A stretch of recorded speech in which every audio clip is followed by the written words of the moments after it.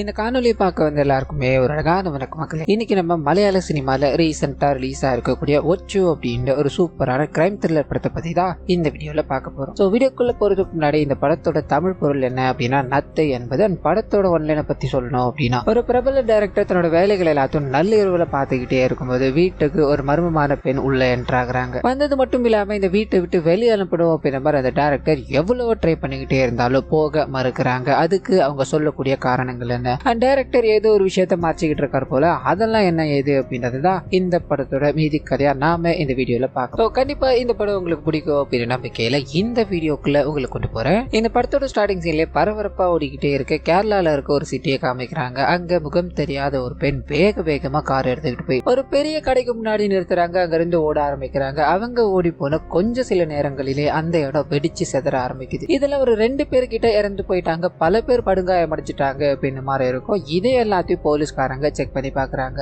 அந்த மர்மமான பெண்ணும் யார் அப்படின்றத தேட ஆரம்பிக்கிறாங்க. அதே சமயத்துல ஒரு கேர்டேக்கர் கிட்ட போக ஆரம்பிக்குது. அவங்கள பாக்கணும் அப்படின்றதுக்காக ஒரு பொண்ணோட அம்மா போய் என்னோட பொண்ணு எங்க இருக்கா, அவளை நான் பார்க்க முடியுமான்னு கேட்கும்போது இவங்க மேலும் கீழும் முழிக்கிறாங்க. காரணம் என்ன அப்படின்னா, இவங்களோட பொண்ணு கேர்டேக்கர் பேச்ச கேட்கறதே கிடையாது. அவங்க இஷ்டத்துக்குன்னு வராங்க, அவங்க இஷ்டத்துக்குன்னு போறாங்க. ஒரு கடத்துக்கு மேல அவங்களால சமாளிக்கவே முடியல. இப்போ என்ன பிரச்சனை அப்படின்னா, அவங்க இந்த இடத்துக்கு வந்து 2 நாட்கள் ஆகுது அப்படின்ற மாதிரி சொல்ல அம்மா பயங்கர கோபம் அடைகிறாங்க. இதுதான் என் பொண்ணை பார்த்துக்கிற லட்சணமா, என் பொண்ணு எங்க போனான்னு தெரியலையே அப்படின்ற மாதிரி 2 பேரும் சேர்ந்து தேட ஆரம்பிக்கிறாங்க. அப்படியே கட் பண்ணா ஒரு போலீஸ் ஸ்டேஷன் நமக்கு காமிக்கிறாங்க. எல்லா போலீஸ்காரங்களும் பிஸியா தூங்கிட்டு இருக்காங்க. அந்த சமயம் வந்து பார்த்து சீனியர் ஆபீசர் கிட்ட இருந்து போன் வர ஆரம்பிக்குது. அதை எடுத்து ஒரு போலீஸ் ஆபீசர் பேச ஆரம்பிக்கிறாரு. அது மூலமா ஸ்டேஷன்ல இருக்க எல்லா சீனியர் ஆபீசருமே ஏதோ ஒரு வேலை விஷயமா போயிருக்காங்க அப்படின்ற மாதிரியும், இப்போ ஸ்டேஷன்ல இவங்க மட்டும்தான் இருக்காங்க அப்படின்றதோ அந்த நபருக்கு தெரிய ஆரம்பிக்குது. சரியா இருக்கிற ஆளை வச்சுக்கிட்டு ஒன்று பண்ணு, எங்க பெரிய நகை கடையில யாரோ ஒருத்தவங்க கொள்ளை அடிச்சுக்கிட்டு நகையோட தப்பிச்சு போயிட்டாங்களா, நீங்க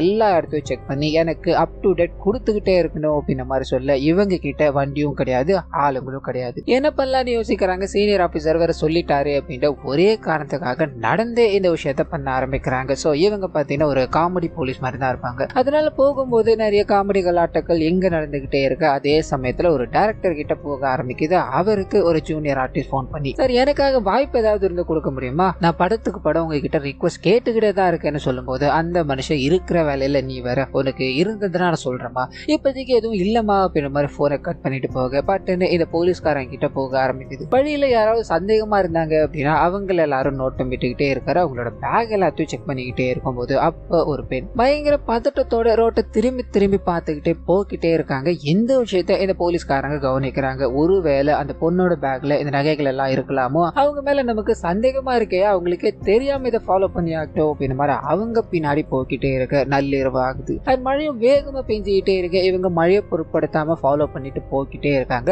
அந்த சமயம் பார்த்து போன பெண் இருக்காங்க இல்லையா, அவங்க ஒரு வீட்டு கதவை தட்டுறாங்க. கதவை திறக்கிறது யார் அப்படின்னா, இது நேரம் வரைக்கும் டைரக்டரா ஒருத்தர் காமிச்சாங்களே அவர் தான். இவரோட பேர் யோகேந்திரன் அப்படின்றது. கதவை தட்டி, சார் என்னோட கார் பிரேக் டவுன் ஆயிடுச்சு, மழை வேற பயங்கரமா பெஞ்சுக்கிட்டே இருக்கு சார், எனக்கு என்ன படுதுன்னு தெரியல, கொஞ்ச நேரம் நான் உள்ள வந்து இருக்க முடியுமான்னு கேட்க, இந்த மனுஷன் அவங்க வர்றதுக்கு முன்னாடி வரைக்கும் ஏதோ ஒரு பெரிய சூட் கேஸை வச்சு என்னமோ பண்ணணும் அப்படின்ற மாதிரி வேலைகளை ஈடுபட்டுக்கிட்டே இருந்தாரு. இப்போ இவங்க வந்ததால இல்லமா எனக்கு வேற வேலை இருக்கு, நீ அக்கம் பக்கத்துல எங்கேயாவது கேட்டு பாருன்னு சொல்ல இவங்க போறதா தெரியல. ரொம்ப ரிக்வஸ்ட் பண்ணி, சார் என்னோட போனும் டெட் ஆயிடுச்சு, இந்த ஒரு உதவி மட்டும் பண்ண முடியுமா சார் அப்படின்ற மாதிரி கம்பல் பண்ணி உள்ள போக ஆரம்பிக்கிறாங்க. போலீஸ்காரங்களும் என்னையா அந்த வீட்டுக்குள்ள போயிட்டா ஒருவேளை அந்த வீட்டுல இருக்கணும் இவ்வளவு பார்ட்னர் ஆப்பாங்களையா அப்படின்னு மாதிரி திங்க் பண்ணிக்கிட்டு இவங்கள முழு நேரமா வேவு பார்த்துக்கிட்டே இருக்க உள்ள போனவங்களை காமிக்க ஆரம்பிக்கிறாங்க. ஸோ போன் பண்ணணும் அப்படின்ற மாதிரி அங்க இருக்க இந்த டெலிபோன் இருக்கு இல்லையா, அதுல ட்ரை பண்ணிட்டு அவங்களோட வீட்டுக்கு விஷயங்கள் எல்லாத்தையும் சொல்லிட்டு தனக்கான உதவி வர வரைக்கும் அவர்கிட்ட பேசணும் அப்படின்ற மாதிரி ட்ரை பண்ண இந்த மனுஷன் பேச்சு கொடுக்கறதா தெரியல. நீங்க உள்ள வந்து உதவி கேட்டீங்க, அதெல்லாத்தையும் பண்ணி முடிச்சாச்சு, இப்போ இங்க இருந்து கிளம்பலாம் இல்லையா, எங்க எதுக்காக நின்றுகிட்டு இருக்கீங்க அப்படின்ற மாதிரி மறுபடியும்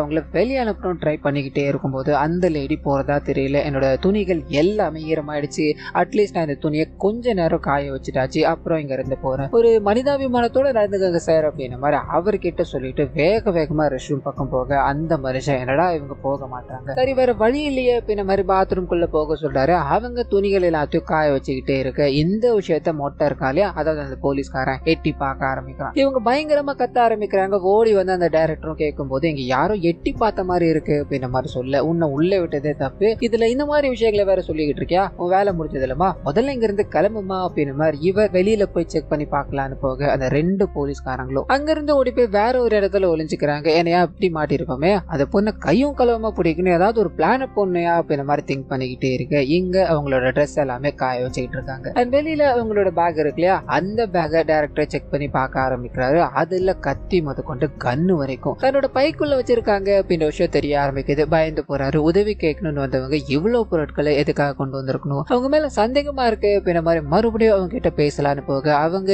இவரோட துணிகள் எல்லாத்தையும் போட்டுக்கிட்டு இருக்காங்க. சுத்தமா பிடிக்கல, ஒழுங்குமுறைதான் இங்க இருந்து கிளம்புங்க, நீங்க உதவிக்கு ஆள் வருவாங்கன்னு சொன்னீங்க, ரொம்ப நேரம் ஆச்சு வரவே இல்லையே அப்படின்ற மாதிரி அவங்க போட்ட நம்பர் இருக்கு இல்லையா, அதுலயே ரீடைல் பண்ணலாம் ட்ரை பண்ண அந்த நம்பரே வேலிட் இல்ல அப்படின்றது வர ஆரம்பிக்குது. பயந்து போறாரு. நீங்க ஏதோ ஒரு காரணத்துக்காக தான் வந்திருக்கீங்க போல, உங்களோட கார் வெளியில பிரேக் டவுன் ஆயிடுச்சுன்னு சொன்னீங்க இல்லையா, அந்த காரை பார்க்கலாமா, நான் உங்களோட காரை சரி பண்ணி கொடுத்து உங்களை அனுப்பி வைக்கிறேன் அப்படின்ற மாதிரி வலுக்கட்டாயமா அவங்கள வெளியே தள்ளணும்னு ட்ரை பண்ணிக்கிட்டே இருக்கும்போது அவங்க போறதா தெரியல. இவர்கிட்ட நிறைய அடுக்கடுக்கான பொய்களை சொல்ல ஆரம்பிக்கிறாங்க. மேபி டவர் இல்லாம இந்த போன் கனெக்ட் ஆகாம வந்திருக்கலாம், என்னோட காரும் ரொம்ப தூரத்துல இருக்கு, இவ்வளவு வேகமான மழையில என்னால எப்படி வெளியில போக முடியும் அப்படின்ற மாதிரி அந்த நபர் கிட்ட அப்படி இப்படின்னு பேசிக்கிட்டே இருக்கும்போது அந்த போலீஸ்காரங்க இருக்கு இல்லையா, இவங்கள கையும் கலவமா பிடிக்கணும், அதாவது இந்த நகைகள் எல்லாத்தையும் கொள்ளையடிச்சவங்கள பிடிச்சோம் அப்படின்னா நமக்கு ப்ரமோஷன் கிடைக்க போகுது, அந்த ப்ரமோஷனுக்காக நம்ம எந்த எல்லைக்கும் போகணும் அப்படின்றதுக்காக ஸ்ட்ரைட்டா ஒரு வில்லனோட வேஷத்தை போட்டுக்கிட்டு இவங்களோட வீட்டுக்குள்ள என்டர் ஆக ஆரம்பிக்கிறாரு. காரணம் என்ன அப்படின்னா அவங்க நிறைய பொய்களை சொல்லிக்கிட்டே இருந்தாங்க இல்லையா, அதுல ஒரு பொய் என்ன அப்படின்னா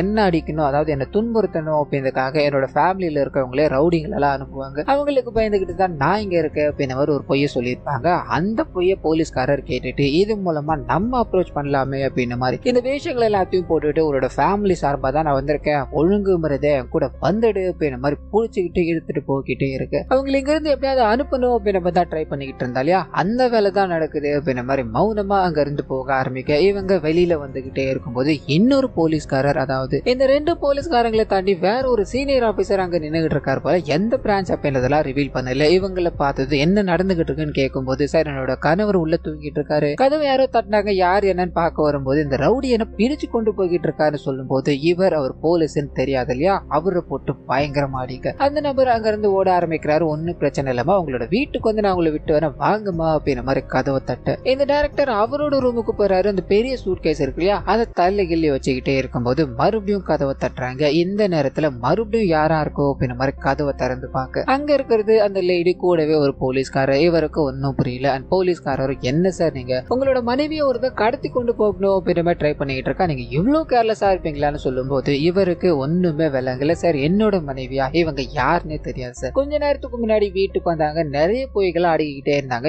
இப்பதான் அப்படி இப்படின்னு கஷ்டப்பட்டு வெளியே அனுப்புனேன், இவ மறுபடியும் மனைவி அப்படின்ற பேர்ல உள்ள வந்திருக்காங்களே சார் அவர்கிட்ட பேசிக்கிட்டே இருக்கும்போது பட்டுன்னு இவங்க உள்ள போடுறாங்க. என்னதான் நமக்குள்ள சண்டையா இருந்தாலும் நீங்க என்ன இப்படி எல்லாம் ட்ரீட் பண்ணக்கூடாதுன்னு வேகமா கோச்சுக்கிட்டு ஒரு ரூமுக்குள்ள போய் சாத்திக்க இவருக்கு ஒன்னும் புரியல. என்ன நடந்துகிட்டு இருக்கு அப்படின்ற குழப்பத்துல இருக்க போலீஸ்காரரோ எது எப்படியோ நீங்க கணவன் மனைவி அப்புறமா சமாதானம் ஆயிப்பீங்க, நான் ஒரு உதவிக்காக வந்திருக்கேன், இங்க ஒரு போன் கால் மட்டும் பண்ணிக்க முடியுமா அப்படின்ற மாதிரி அவரோட டெலிபோன்ல போன் கால் பண்ண ஆரம்பிக்கிறார். அது கூடவே இவரோட போன்ல சுத்தமா சார்ஜ்ல சார்ஜ் போடணும் அப்படின்ற மாதிரி அங்க கொஞ்ச நேரம் தங்க ஆரம்பிக்க இதுக்கு நடுவுல அந்த வெளியில நின்றுகிட்டு இருக்க போலீஸ்காரங்க இருக்காங்க இல்லையா, அவங்களுக்கும் இங்க நடக்கிற விஷயங்கள்லாம் தெரிய ஆரம்பிக்குது. உள்ள ஒரு போலீஸ்காரன் போயிருக்கான், நம்மளை தாண்டி அவன் ப்ரொமோஷனை வாங்கிடுவானோ, இது எப்படியாவது தடுத்தாகணுமையா அப்படின்ற மாதிரி பல விஷயங்கள்ல ஈடுபட்டுக்கிட்டே இருக்கு. உள்ள இங்க அந்த பெண் இருக்காங்க இல்லையா, அவங்க யாருக்கும் தெரியாம வீடு முழுக்க ஏதோ ஒரு விஷயத்த தேடிட்டு இருக்காங்க. என்ன ஏது அப்படின்றத நமக்கு ரிவீல் பண்ணாம அது கூடவே இந்த போலீஸ்காரர் டைரக்டர் நிறைய விஷயங்களை பேசிக்க ஆரம்பிக்கிறாங்க. உள்ள வந்து இருக்கிறது என்னோட மனைவி கிடையாது, அவ யாருன்னே தெரியல சார் அப்படின்ற மாதிரி இந்த மனுஷன் நடந்த விஷயங்கள் எல்லாத்தையும் சொல்லி பார்த்தாலும் அதுக்கு எதிர்மறையா இந்த போலீஸ்காரர் என்ன சார் நீங்க ஃபேமிலியில சண்டை இருக்கிறது சகஜம் தான், இப்படி மூணாவது மனுஷங்கிட்ட இதெல்லாம் பேசலாமா, இது நல்லவா இருக்கு அப்படின்ற மாதிரி கேட்கறத புரிஞ்சுக்காம அவர் பாட்டுக்குன்னு ஒரு இஷ்டத்துக்கு நடந்துகிட்டே இருக்கு. அதே சமயத்துல தான் பொண்ணு காணும் அப்படின்ற ஒருத்தவங்க தேடிட்டு இருந்தாங்க இல்லையா,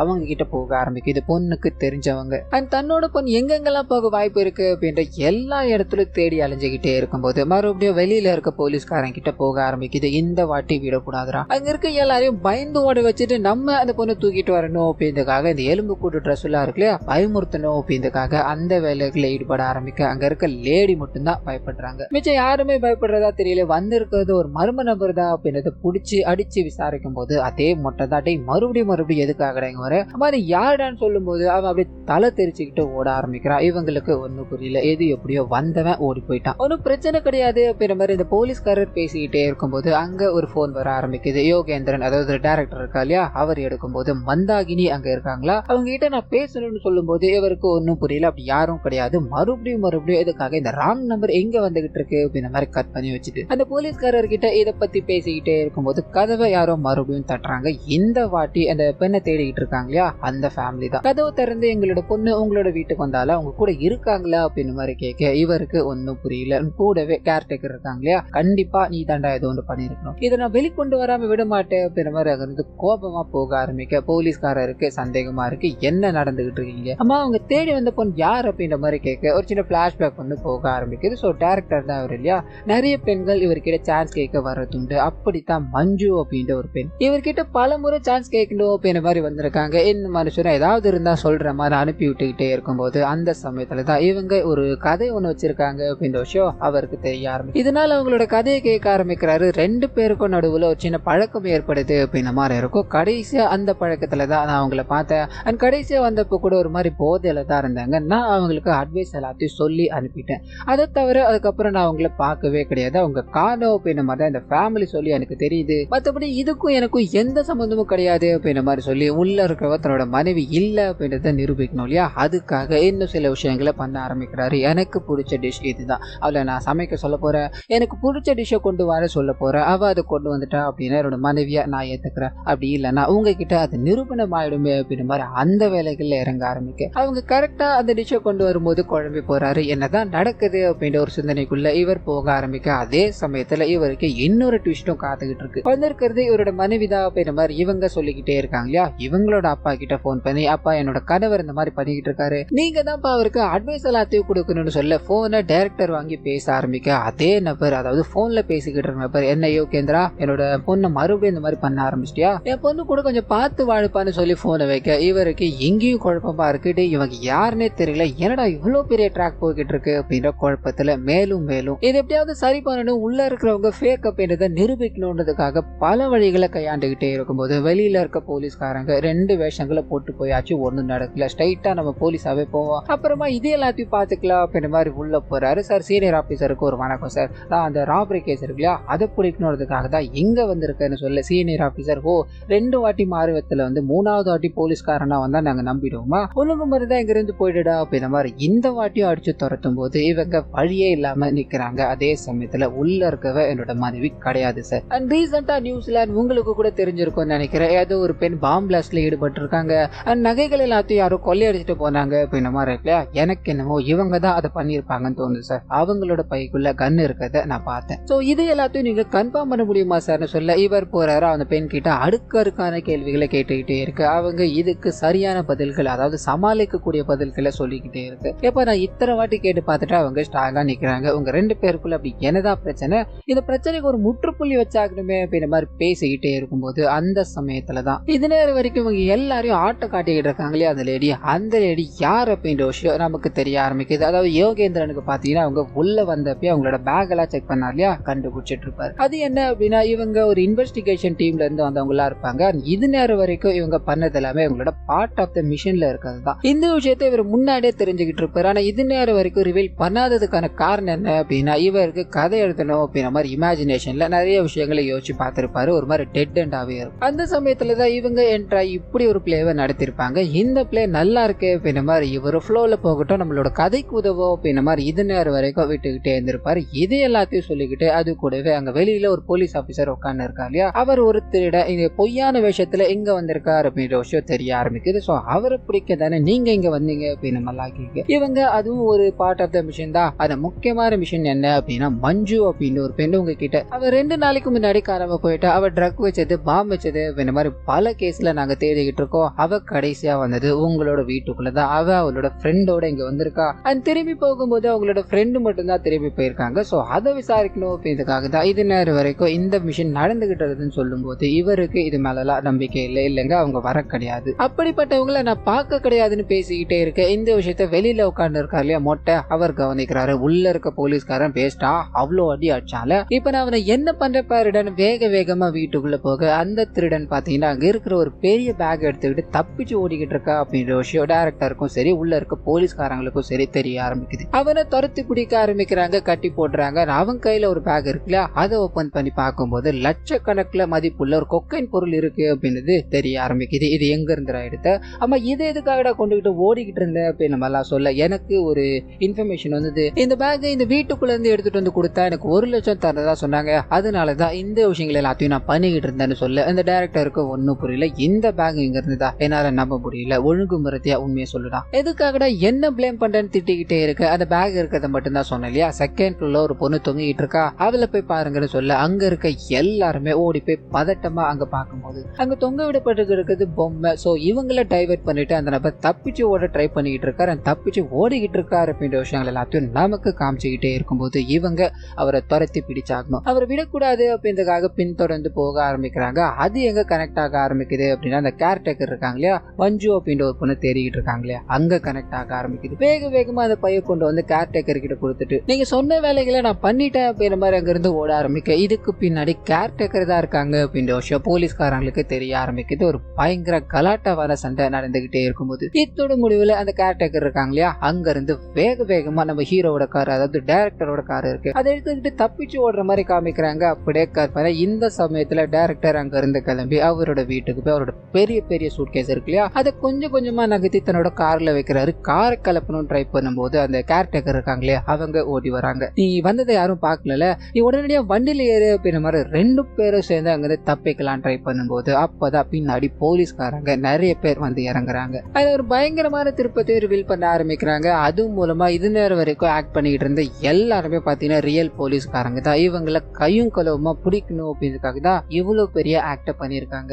அந்த ஆதாரங்களோட இவங்களை கையும் களவுமா பிடிக்கணும் அப்படின்றதுக்காக தான் இது நேரம் வரைக்கும் காத்துக்கிட்டு இருந்தாங்க. இப்போ அந்த சூட்கேஸோட இவங்க மாட்டிட்டாங்க இல்லையா, இப்போ அதுக்குள்ள என்ன இருக்கு அப்படின்றத நாங்க தெரிஞ்சுக்கிட்டாங்க. இதை நீங்க ரிவீல் பண்ண போறீங்களா இல்லையா அப்படின்ற மாதிரி அவங்களை கம்பல் பண்ணி அந்த சூட்கேஸை ஓபன் பண்ண ஆரம்பிக்க மஞ்சு இருக்காங்க இல்லையா, இறந்து போன நிலையில அந்த சூட்கேஸ்ல இருக்காங்க. சோ இது மூலமா ஒரு சின்ன பிளாஷ்பேக் வந்து போக ஆரம்பிக்குது. இந்த கேர்டேக்கரும் டைரக்டரும் பாத்தீங்கன்னா பெரிய இல்லீகல் மாஃபியாஸ் எல்லாத்தையும் ரன் பண்ணிக்கிட்டு இருக்காங்க அப்படின்ற மாதிரி இருக்கும். ஆனா அந்த வேலைகளுக்காக பயன்படுத்தணும் அப்படின்றதுக்காக தான் மஞ்சுவை நான் உனக்கு சினிமால வாய்ப்பு தர அப்படின்ற மாதிரி கூட்டு வந்து அந்த வேலைகள் எல்லாமே யூஸ் பண்ணிக்கிட்டு இருந்திருப்பார். ஒரு கட்டத்துல அவங்கள ஏமாத்துறாங்க அப்படின்ற விஷயம் தெரிஞ்சு போயிடுச்சு. அவங்க தப்பிச்சு போகணும்னு ட்ரை பண்ணும்போது இந்த கேர்டேக்கரால அவங்க கொடூரமா சாகடிக்கப்படுறாங்க அப்படின்ற மாதிரியும் டெட் பாடியை வெளியே கொண்டு போகணும் அப்படின்றதுக்காக தான் அவர் பல விஷயங்களை ட்ரை பண்ணிக்கிட்டே இருந்தார். அதுக்குள்ளதான் இந்த விஷயம் போலீஸ்காரங்க சந்தேகப்பட்டு அது பெரிய ஆக்ட் எல்லாத்தையும் இங்க பண்ணி அதை வெளியே கொண்டு வந்தாங்க அப்படின்றத நமக்கு இங்க காமிக்கும் போது இப்போ இதுக்கு பின்னாடி இருக்க 2 பேருமே அக்யூஸ் தான். சோ அவங்கள கைது பண்ணி கொண்டு போயிட்டு இருக்காங்க. இதுல ஆக்டிங் பண்ணிக்கிட்டு இருந்த 2 பேருமே, அதாவது அந்த லேடியும் சரி உள்ள வந்து அந்த போலீஸ்காரரும் சரி 2 பேரும் கணவன் மனைவி தான். இப்போ இவங்களோட மிஷன் இங்க சக்சீட் ஆயிடுச்சு. அண்ட் வேற ஒரு மிஷன் இருக்கு, அந்த மிஷனுக்காக போகலாமா அப்படின்ற மாதிரி அங்க இருந்து கிளம்ப ஆரம்பிக்க இத்தோட இந்த படத்தை முடிக்கிறாங்க. சோ கண்டிப்பா இந்த படம் என்னோட வாய்ஸ் உங்களுக்கு பிடிச்சிருக்கோம் அப்படின்ற மாதிரி நம்புறேன். இந்த வீடியோல ஏதாவது நிறை குறைகள் இருந்தது அப்படின்னா அதை மறந்துடாம கமெண்ட்ஸ்ல பதிவிட்டுருங்க.